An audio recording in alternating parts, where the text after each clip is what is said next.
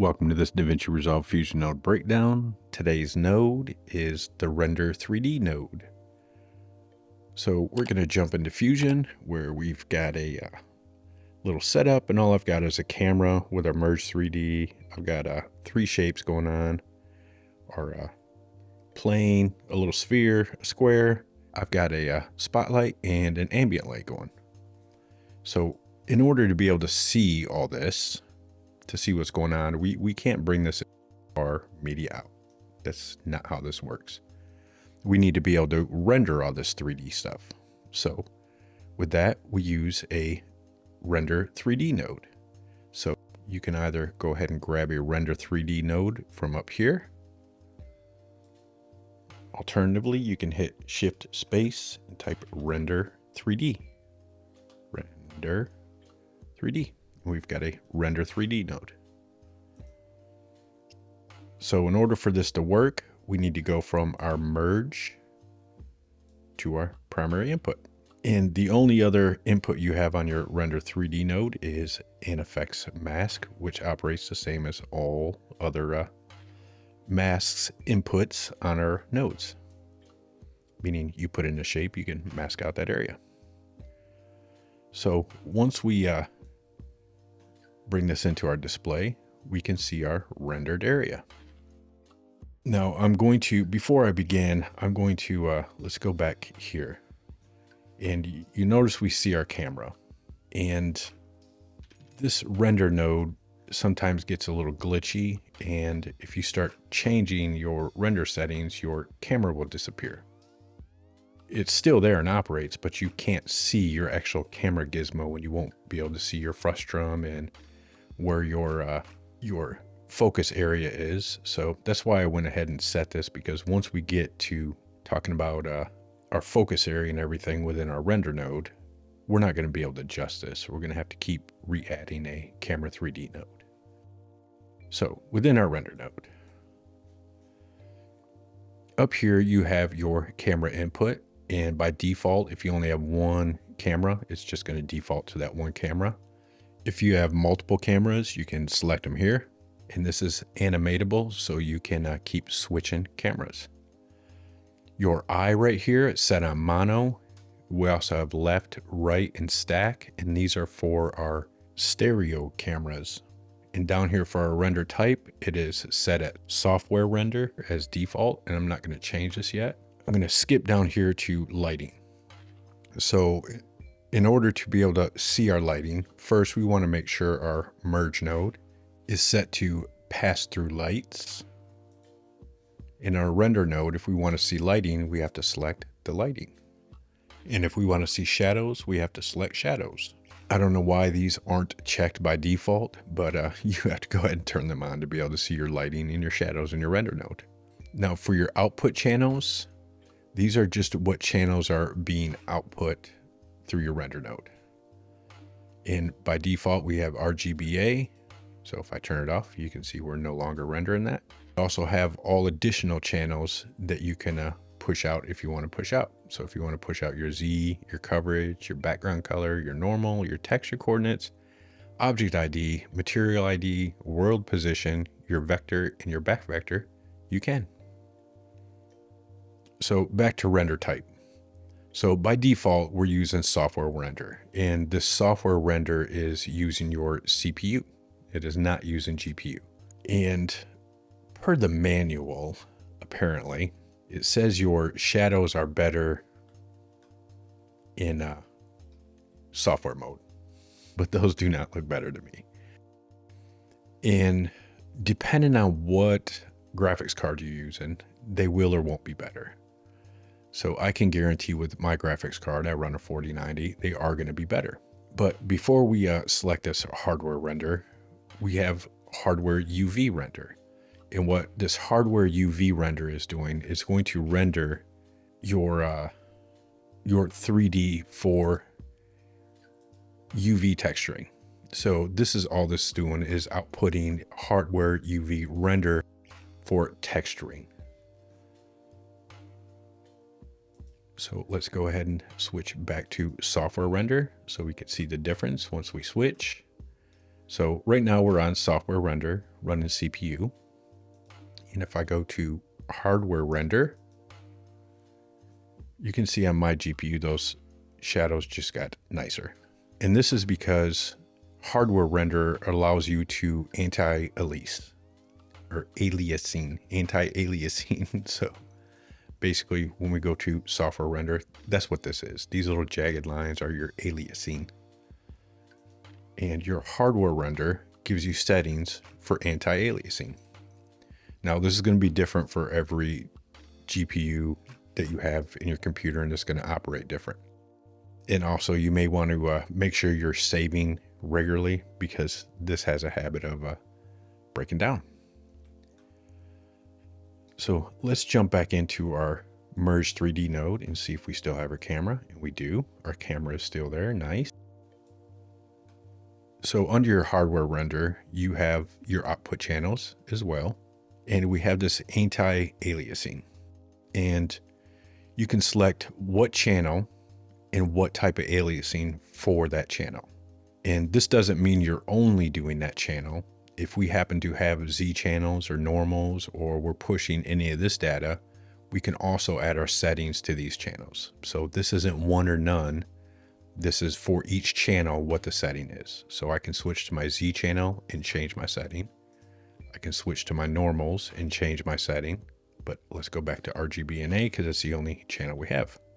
So under your presets, we have the option to select what type of preset. And all these presets are these settings down here.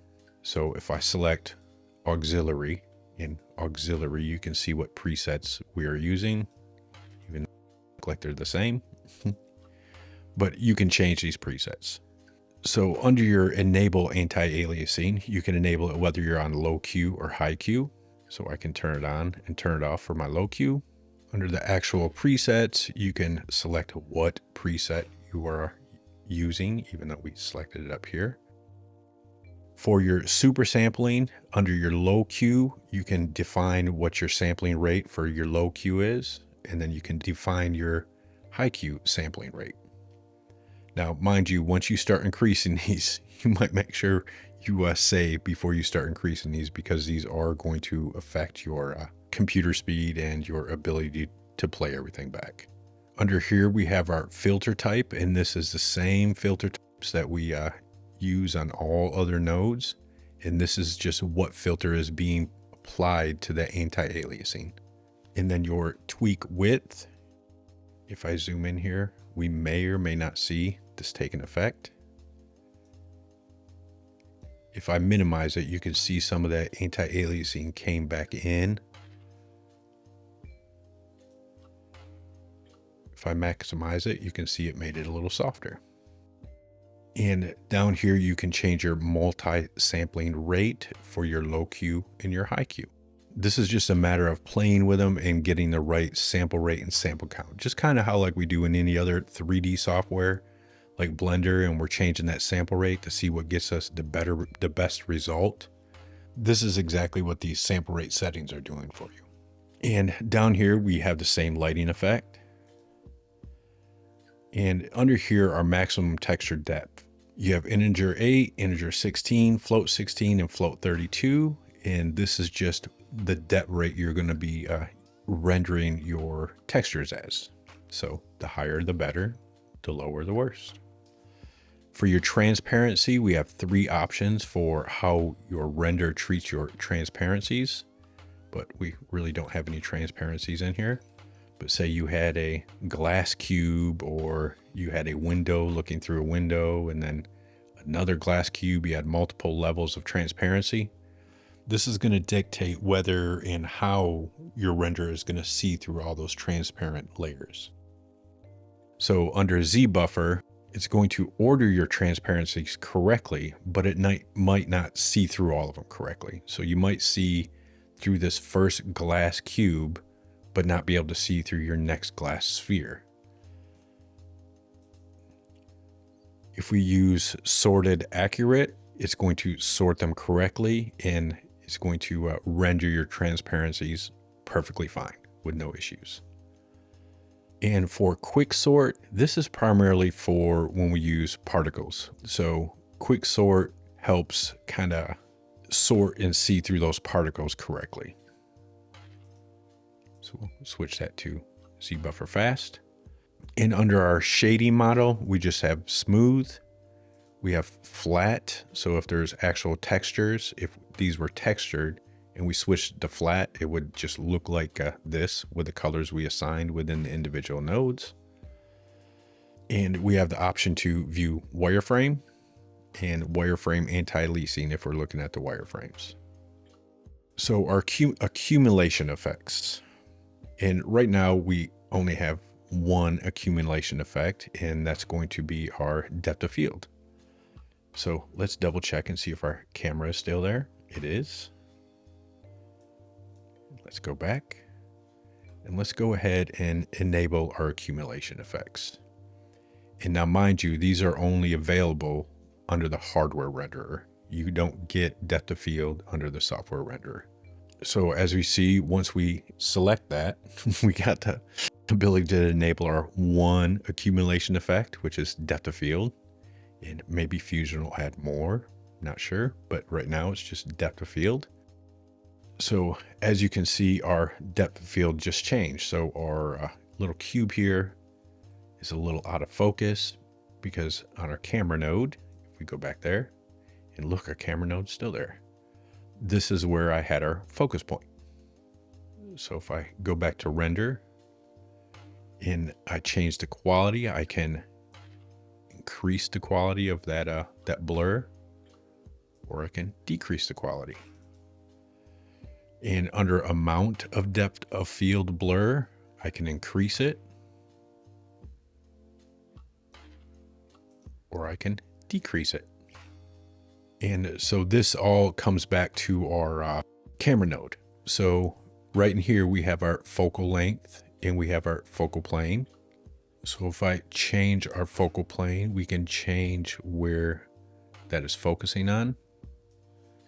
If I go to our camera, we can see where we're actually focusing. So if I lower this so our square is in focus, go back to our render node. Now our square is in focus and our sphere is out of focus. And I can change that amount if I want, so it's really out of focus. Now under our image tab, we have all the same options for image as we do on a lot of other nodes. So our processing mode, whether we're using full frames or NTS fields or PAL, our image size is going to default to our timeline size, but we can uncheck this and change our size if we want.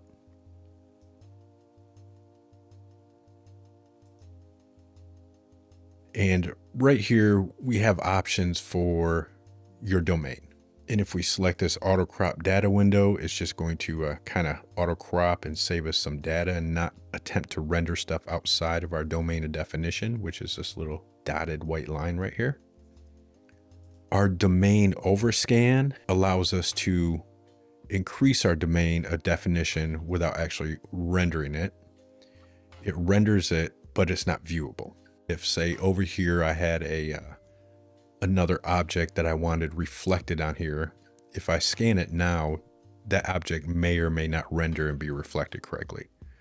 So if I want to do overscan, I can increase our scan. So anything over here is going to be rendered in our domain of definition, even though it's not viewable, but it'll be viewable in reflections. And same with our actual overscan. I can increase this overscan to increase the actual size of our image for it to overscan. So anything over here I need to be rendered can get rendered. And if I need to recrop back in, I can add a transform node to recrop back in. And you can lock your overscan X and Y. So if I only want to change my horizontal or vertical, I can. And we have options for source color space. So now once we have our render 3D node operating, All we have to do is take that render 3D node and stick it into our media out. And if we go back to our edit page, we have our rendered 3D.